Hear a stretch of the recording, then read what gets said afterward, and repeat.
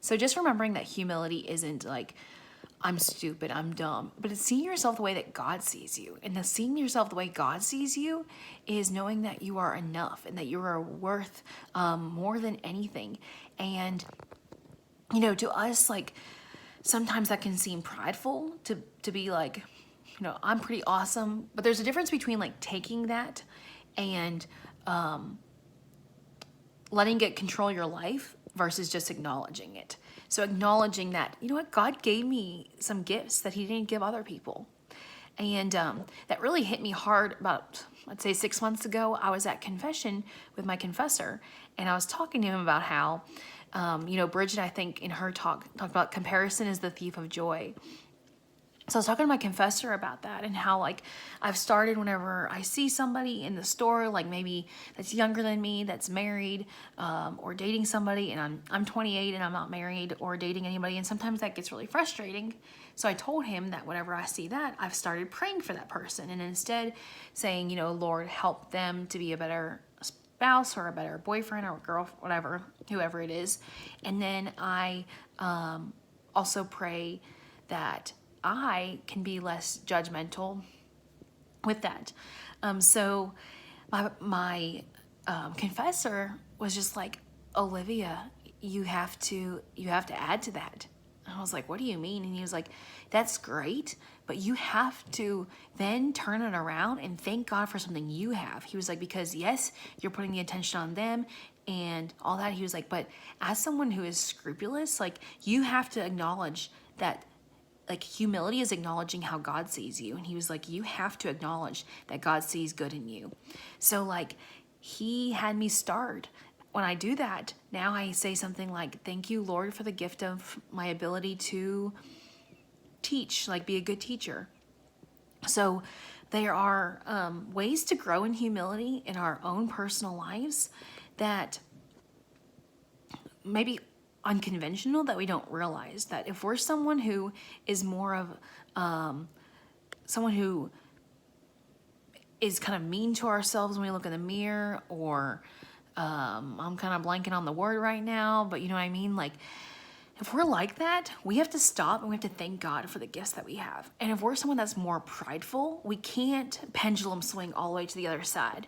Okay, we have to remember that, Mary was very humble in her life in many ways, but one of my favorite ways of thinking about her humility was right after the Annunciation. So Mary is told that she is going to have Jesus. Okay, she's been told that God has given her this beautiful gift, this miracle.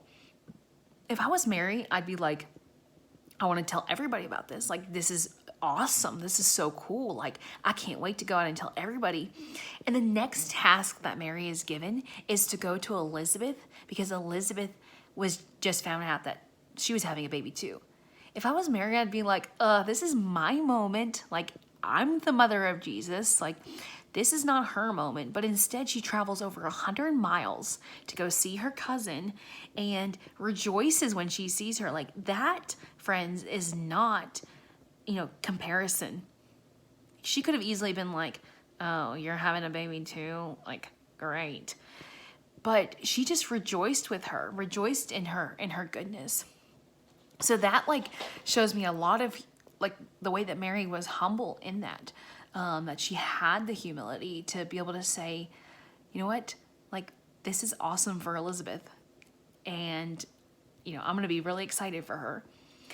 When, like I said, I think some of us would be like, oh, this is my moment and you just stole it. So anyway, Mary's humility can be a way for us to see how God sees us too. And then another thing that has kind of changed my life is the Litany of Humility. So if you've never heard of it, I advise you to go look it up. If you have the Every Sacred Sunday journal, it's actually in here. So I'm just going to read a line or two because I love it. From the desire of being loved, deliver me, Jesus. From the desire of being extolled, deliver me, Jesus. From the desire of being honored, deliver me, Jesus. So it's this prayer here. So I pray it after communion every time I go to Mass, and it has been also a game changer in my life, and just to help me to be able to see good in other people and good in myself. So moving on, so practically, two things that we can work on with with humility is, number one, the litany of humility, and number two is thanking God for the gifts that you've been given and seeing yourself the way that God sees you.